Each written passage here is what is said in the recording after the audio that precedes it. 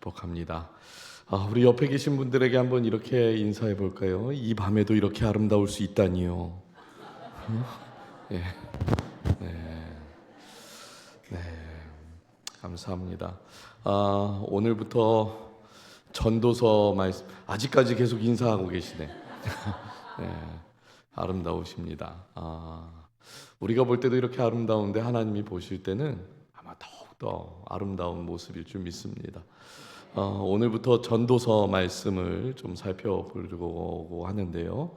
우리 전도서 1장 1절부터 11절까지의 말씀입니다. 제가 읽어드리도록 하겠습니다.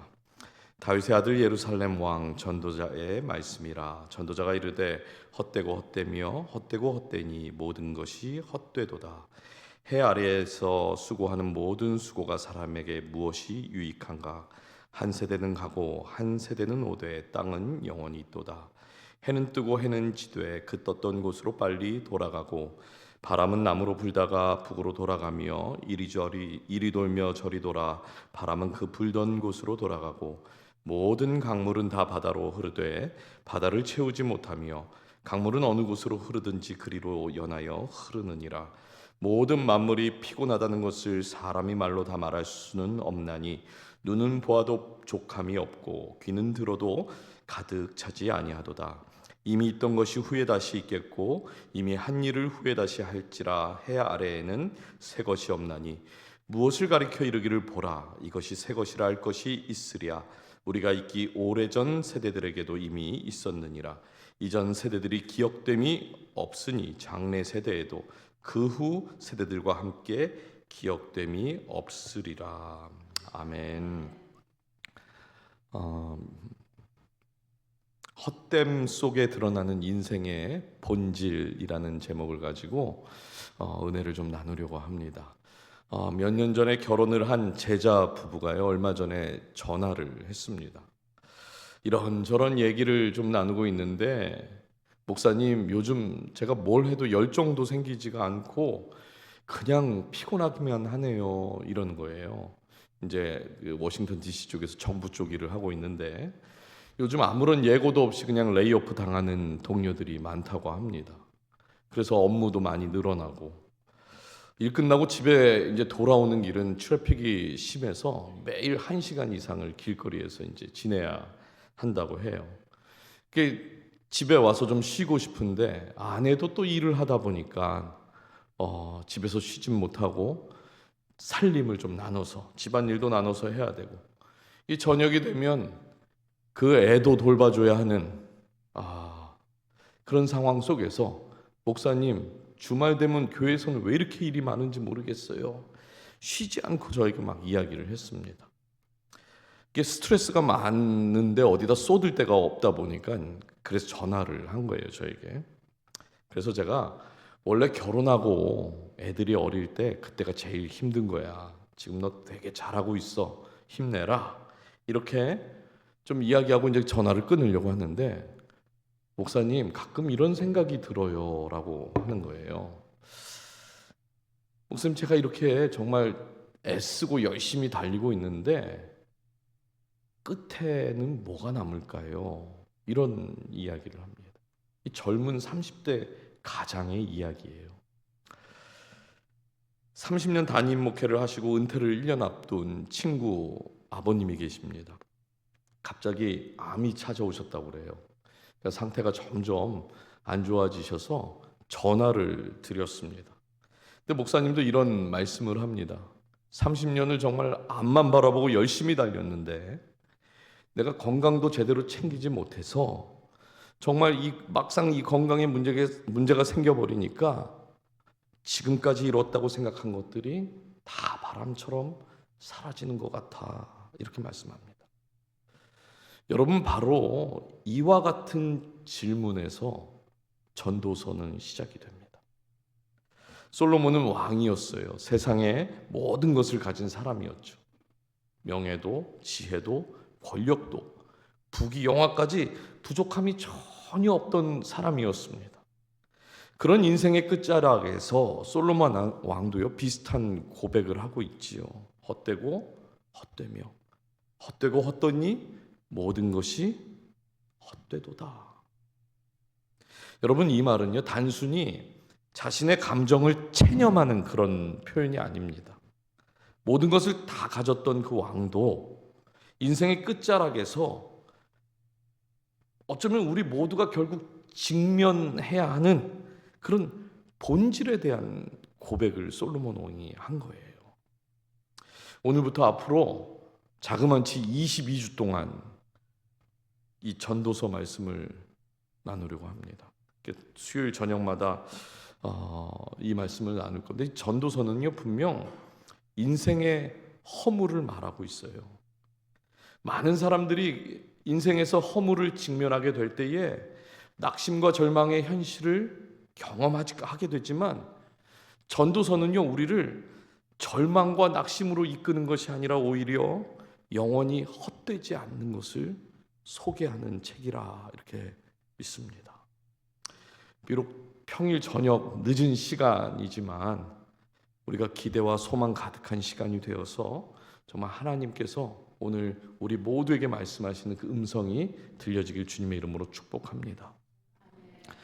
신앙을 가졌든지 혹은 또 신앙을 갖지 않았든지 간에 사람은요 무언가를 애쓰면서 살아가요. 그렇죠?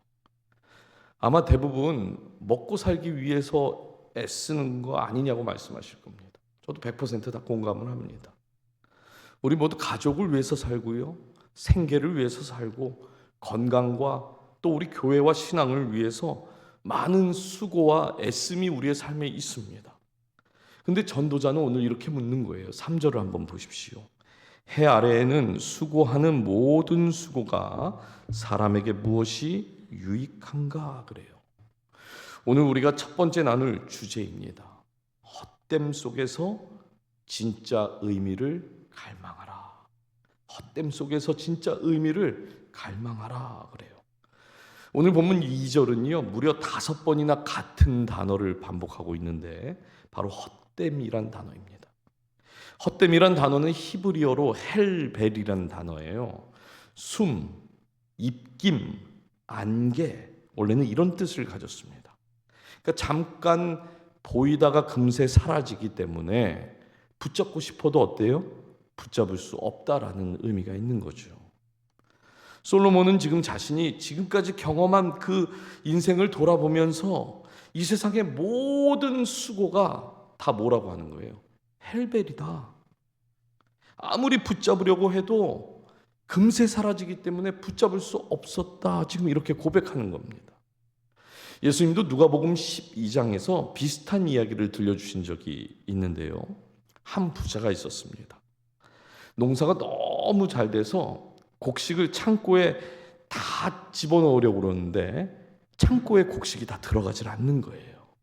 그래서 부자는요 밤새 고민을 하고 한 가지 결심을 합니다.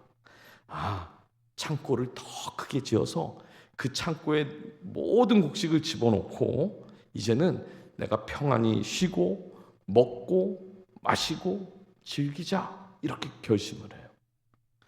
여러분, 부자라면 누구나 다 이런 생각할 수 있는 거 아니겠습니까? 근데 문제는 바로 그날 밤 하나님께서 이 부자에게 말씀을 하세요. 어리석은 자요, 오늘 밤에 내 영혼을 도로 찾으리니 그러면 내가 준비한 것이 누구의 것이 되겠느냐 이렇게 말씀을 해요. 여러분, 이 부자가 애써 모은 곡식, 크게 지은 창고, 이게 다 누구의 것이 되겠습니까? 사실 우리는 답을 다 이미 알고 있지요. 적어도 부자는요 주인이 될 수 없습니다. 이것이 지금 전도자가 말하고 있는 인생의 헛됨이라고 하는 것이에요. 우리 교회 성도님들도 이런 경우가 있으시겠지만, 제가 버지니아에서 가끔 신방을 할 때에 이제 은퇴를 하신 성도님들을 이제 찾아뵐 때가 있어요. 이제 신방을 하면 그러세요. 목사님, 애들 다 크고 독립하고 나니까 이 큰 집이 필요가 없는데 1년에 한두 번 오는 그 손주놈들 때문에 집을 팔지도 못하고 청소를 하자니 청소할 힘은 없고 심지어는 평소에는 너무너무 쓸쓸하고 외로워요. 그러니까 목사님이라도 좀 자주 놀러 오세요. 이게 무슨 버지니아에 계신 성도님들 뿐이겠습니까? 우리도 다 마찬가지죠. 신방을 하고 나오면서 아내와 그래서 이렇게 얘기해요. 이게 다 20년 지나면 우리 얘기라고. 우리는 절대 큰 집이 필요 없는 것 같다고. 네. 큰 집도 없지만 네. 사랑하는 여러분, 우리는 무엇을 위해 이렇게 달리고 있는 걸까요? 혹시 헛된 것에 내 인생을 지금 막 걸고 있지는 않습니까? 직장, 가정, 재산, 명예, 살면서 사실 다 중요한 것들이에요. 그렇죠? 살면서 이것들이 너무나 중요하게 느끼기 때문에 그래서 문제가 된다고 한번 생각해 보신 적 있으신가요? 우리가 살면서 정말 중요하다고 생각해서 잡으려고 노력했던 그 모든 것들 손에 잡히냐는 거예요. 안개와 같아서 금세 사라져 버린다 말합니다. 여러분, 바로 여기에 중요한 비밀이 있어요. 인생이 우리가 허무한 것 같고 헛되다고 느껴지는 그때 영원히 헛되지 않는 그 하나님을 붙잡을 수 있는 때라는 것입니다. 무슨 말일까요? 우리가 풍족할 때, 성공이 보이고 원하는 것이 다 이루어지는 것 같은 그럴 때 신기하게도 그때는요, 하나님이 잘 안 보여요. 하나님 잘 안 보입니다. 마치 내 인생의 주인이 나인 것처럼 느껴질 때가 더 많습니다. 그런데 허무가 우리의 삶을 덮치고 그냥 우리가 붙잡았다고 생각하는 그것들이 한순간에 막 무너져 내릴 때 내가 가진 경험, 내가 가진 그 모든 노력을 다 쏟아보아도 통하지 않은 그때에 놀랍게도 그때 하나님이 보이기 시작하고, 놀랍게도 그때 기도의 자리에 나오고 하나님을 찾게 됩니다. 그래서 여러분, 허무는 우리를 절망시키려는 목적이 아닌 거예요. 세상 사람들은 허무함을 느끼고 헛됨을 느낄 때 나 이제 망했구나, 낙심하고 절망하는 자리로 나아가지만 신앙을 가진 우리에게 허무와 헛됨은요, 우리를 절망시키려는 것이 아니라 하나님께서 우리의 삶에 허무를 허락하시는 그 이유는 붙잡을 수 없는 것 대신에 정말로 붙잡기 원하는 것, 붙잡아야 할 그분을 보여주기 위해서 우리의 삶에 허무를 허락하시는 거예요. 허무함이 내 삶에 찾아올 때에 지금 내 삶이 바닥으로 곤두박질 치고 있구나, 이렇게 생각하지 마시라는 거예요. 하나님이 저와 여러분에게 이제 영원히 헛되지 않은 것을 붙잡을 수 있도록, 그 시선을 하나님께로 돌리게 하도록 인도하신 줄 믿습니다. 손에 붙잡았다고 생각하는 모든 그 헬배를 내려놓게 되는 순간 깨닫게 되는 것이 있죠. 이 세상이 가지고 있는 방법으로는 결코 나를 만족시킬 수 있는 게 없구나, 이걸 깨닫게 됩니다. 그래서 전도자가 오늘 말씀에 자연의 순환을 예로 들면서 이렇게 말해요. 해는 뜨고 지고 바람은 불고 강물은 흐르지만 결코 채워지지 않는다. 무슨 말입니까? 세상이 주는 만족은 우리의 눈으로 보는 것조차 다 채우지 못한다는 거예요. 솔로몬이 이것을 깨닫게 된 것입니다. 인생의 허무와 헛됨을 직면하고 나서 깨닫게 된 거예요. 그래서 두 번째로 우리가 함께 붙들 교훈은 채워지지 않는 세상, 하나님만이 만족이시다 하는 것입니다.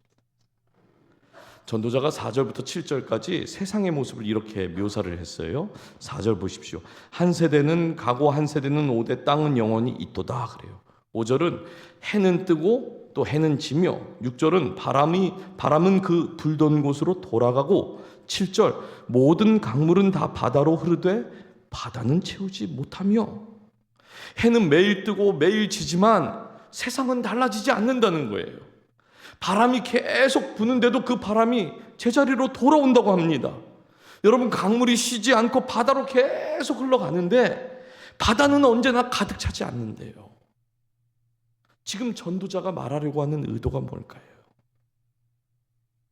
세상은 지금 계속해서 반복되고 있는데 분명한 것이 있다는 거예요. 세상이 만족시키려고 하는 그 모든 것들은 도무지 채울 수가 없다. 채울 수 없다. 이걸 말하는 거예요. 여기서 채우다라는 단어가 히브리어로 말레이라는 단어인데 원래의 의미가 꽉 채우다, 만족시키다 이런 의미예요. 즉 강물이 아무리 많이 흘러 들어가도 바다로 들어가도 말레이 되지 않는 거예요. 채워지지 않는 거예요. 만족할 수 없는 겁니다. 이게 매우 무슨 심오하고 철학적인 이야기인 것 같지만 아니 이거 교회 다니는 사람 모르는 사람 있습니까? 우린 다 알아요 사실. 그렇죠? 요한복음 4장을 보니까 예수님과 사마리아 여인이 만나는 장면이 나오는데 이 이야기도 우리가 좀 잘 알고 있죠. 사마리아 여인이 물 기르러 나온 시간이 햇볕이 가장 센 정오 12시였습니다. 보통 사람들은 아침이나 저녁에 물을 뜨러 이게 나오는데 사마리아 여인은요 사람들의 시선을 피해서 물을 기르러 나온 거예요. 이때 누굴 만나죠? 예수님을 만나요. 요한복음 4장 13절과 14절 말씀입니다. 이 물을 마시는 자마다 다시 목마르려니와 내가 주는 물을 마시는 자는 영원히 목마르지 아니하리니 그 속에 영생하도록 솟아나는 샘물이 되리라. 여러분 여기서 예수님이 하신 말씀 한번 잘 보세요. 예수님이 두 가지 말씀을 하시는데 예수님이 주시는 물을 마시면 어떻게 된대요? 영원히 목마르지 않다. 그리고 또 뭐라고 그러죠? 그 물을 마시면 속에서 영생하도록 솟아나는 샘물이 된다. 이렇게 말씀합니다. 근데 사마리아 여인은 5번이나 지금 결혼을 했지만 만족하지 못했고 성경이 뭐라고 그래요? 지금 함께 사는 그 사람도 남편이 아니다. 이렇게 말해요. 그러니까 본인 스스로는 실패한 사람이라고 생각했을 겁니다. 여러분 사마리아 여인의 문제가 뭡니까? 사마리아 여인의 문제가 뭐라고 생각하세요? 결혼을 많이 한 게 문제입니까? 평범한 것 같지는 않습니다. 사마리아 여인의 진짜 문제는 결혼을 많이 한 게 문제가 아니에요. 자신의 목마름을 잘못된 곳에서 그 만족을 찾으려고 했기 때문에 그것이 잘못된 거예요. 사실 우리 안에도 목마름이 있지요. 여러분 물질에 대한 목마름이 있으면 어떻게 해야 됩니까? 더 나가서 벌어야죠. 인정에 대한 목마름이 있으면 더 큰 성취를 얻어야 돼요. 사랑에 대한 목마름이 있으면 이 사람에게서 사랑을 느끼지 못하면요 다른 곳에서 다른 사람에게서 사랑을 찾아야 합니다. 우리가 목마를 때에 세상이 주는 만족은 늘 언제나 외부에서 채우는 거예요. 외부에서 열심히 채우다 보면 잠깐은 목마름이 해결되는 경우도 있어요. 그러나 문제가 뭡니까? 문제가 뭘까요? 또다시 목마르게 된다는 거예요. 잘못된 곳에서 만족을 찾았기 때문에 결국 또다시 목마르게 된다는 겁니다. 여러분 어떤 사람도 불행하게 살고 싶은 사람 단 한 사람도 없습니다. 모두가 다 만족을 누리며 살길 원하지요. 지금 예수님께서 사마리아 여인의 이 지점을 찌르신 거예요. 만족을 원하니? 근데 너는 지금 계속해서 잘못된 곳에서 그 만족을 찾았어. 그게 너의 문제야 라고 말하고 있다는 거예요. 그래서 사마리아 여인이 어떻게 됐습니까? 예수님을 만난 후에 평생 쫓아다녔던 그 만족의 자리가 예수님을 만나고 나서 완전히 뒤바뀌어 버렸어요. 여러분 세상이 주는 만족은요 언제나 그 끝이 다시 목마르다입니다. 세상은요 그래서 우리에게 계속 갈증을 반복시키는 거예요. 갈증. 여기서 목마른 것 같아서 열심히 살다 보면 저기서 또 목마르고 그 목마름을 또 찾다 보면 여기서 목마르다 끝나는 거예요. 세상. 그런데 예수님은 그런 갈증의 악순환을 완전히 끊어버리신 줄 믿습니다.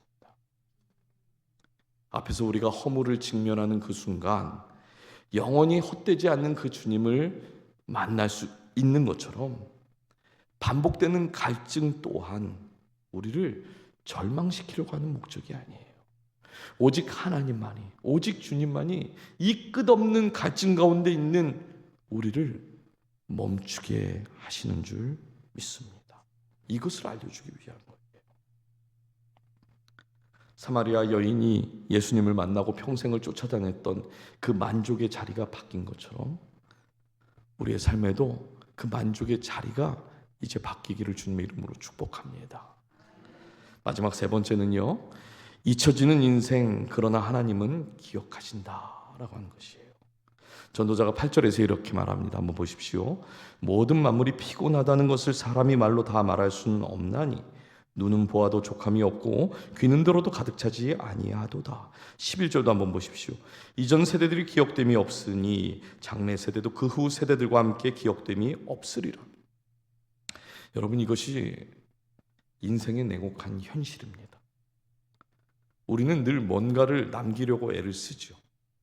근데 결국 세월이 지나면 뭐라고 그럽니까? 이름조차 잊혀진다고 그래요. 창세기 11장의 바벨탑 사건을 우리가 잘 압니다. 사람들이 탑을 쌓으면서 하나님의 이름이 아니라 우리의 이름을 내자, 그리고 탑을 막 쌓기 시작했어요. 그래서 어떻게 됐죠? 자신들의 이름을 내기는커녕 그나마 하나였던 언어를 하나님께서 흩어버리십니다. 서로 알아듣지도 못하게 만들어요. 인간이 자기의 이름을 높이려고 할 때 하나님은요, 흩어버리고 잊혀지게 하신다는 것을 우리가 기억해야 합니다. 반면 사도행전 2장을 보면 오순절 성령이 임하는 장면이 나오게 됩니다. 많은 나라에서 예루살렘으로 각 사람들이 모였습니다. 그때 분명 다른 언어로 말들을 했는데 놀랍게도 그곳에 모인 모두가 똑같은 일, 하나님의 큰 일을 들었다라고 성경은 기록을 하죠. 여러분, 자신의 이름을 높이려고 했던 바벨탑은 인간의 이름이 흩어졌지만 성령 하나님께서 임하신 그 오순절에는 하나님의 이름이 모든 언어 속에 기억되고 선포되었다는 것을 우리가 기억해야 돼요. 그러면 이 두 사건이 우리에게 주는 교훈이 뭘까요? 우리가 아무리 애를 써도 우리의 이름은 결국 잊혀진다는 거예요. 반대로 우리가 성령 안에 있으면, 또 우리의 삶이 하나님과 잘 연결되어 있으면 하나님께서 우리의 이름을 어떻게 하신다? 기억하실 거다. 사람의 기억은요, 시간이 지나면 결국 흐려지고 세대가 지나면 잊혀지지만 하나님은 다르다는 걸 말하고 있는 거예요. 하나님은 저와 여러분의 이름을 생명책에 기록해 놓으셨다 말씀합니다. 누가복음 10장 20절 말씀 한번 읽어주실까요? 시작. 그러나 귀신들이 너희에게 항복하는 것으로 기뻐하지 말고 너희 이름이 하늘에 기록된 것으로 기뻐하라 하시니. 히브리서 6장 10절 말씀도 한번 읽어주세요. 시작. 하나님은 불의하지 아니하사 너희 행위와 그의 이름을 위하여 나타낸 사랑으로 이미 성도를 섬긴 것과 이제도 섬기고 있는 것을 잊어버리지 아니하시느라. 하나님은 성도의 삶, 성도의 섬김, 성도의 모든 그 사랑을 하나님은 절대 잊지 않으신대요. 그래서 우리의 이름이 어디에 기록된 걸 기뻐하라고 합니까? 하늘에 기록된 걸 기뻐하라고 그러죠. 그래서 정말 우리에게 중요한 것은 뭐냐면 내가 이 땅에서 어떤 업적을 남기고 어떤 이름을 남기느냐가 아니라 내 이름이 하나님의 책에 기록되었는가 하는 것이고요. 하나님께서 나를 기억하시고 나를 기뻐하시든가, 이것이 중요한 것이죠. 이제 말씀을 정리하겠는데요. 오늘 전도자가 보여준 그림은 어쩌면 너무도 솔직해서 우리가 듣는 게 좀 거북할 수도 있어요. 모든 것이 헛되다. 세상은 결코 우리를 만족시킬 수 없다. 우리의 이름조차 결국 잊혀질 거다. 정말 냉정한 말처럼 들리지 않습니까? 근데 하나님께서는 바로 이 지점에서 우리에게 가장 소중한 진리를 보여주고 계신 거예요. 허물을 직면할 때 비로소 영혼이 헛되지 않는 하나님을 바라보게 됩니다. 세상이 결코 채워주지 못하는 그 갈증은 하나님만이 만족으로 바꿔주실 수 있는 거예요. 사람들은 결국 우리의 이름을 잊어버리게 되겠지만 하나님은 우리의 이름을 당신의 생명책에 기록하시고 영원한 의미를 우리에게 부여하신다 말씀합니다. 이것이 전도서가 우리에게 들려주는 복음 이야기예요. 그러면 사랑하는 여러분, 인생의 허무함을 느끼고 헛됨의 감정이 올라올 때에 낙심하거나 절망하지 마십시오. 허물을 직면하는 그 순간이 하나님께서 우리를 당신의 은혜의 자리로 초대하는 그 부르시는 그 자리인 줄 믿습니다. 채워지지 않는 세상에서 우리가 눈을 떼고 오직 하나님께 시선을 돌림으로 오직 그 주님만이 우리의 만족이 되시는 그 은혜가 저와 여러분의 삶 가운데 가득 넘치기를 주님의 이름으로 축복합니다. 우리가 시간이 좀 지나긴 했지만 우리 같이 좀 찬양하고 그리고 기도하는 시간 좀 갖도록 하겠습니다.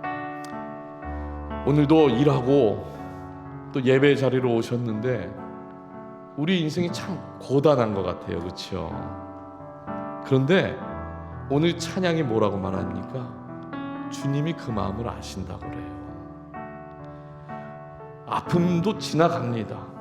슬픔도 다 지나가요.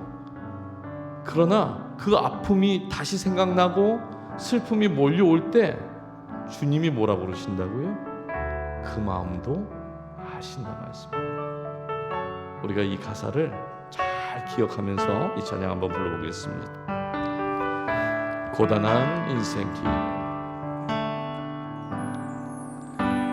고단한 인생길, 힘겨운 오늘도 예수 내 마음 아시네. 지나갈 아픔도 마주할 세상도 예수 내 마음 아시네.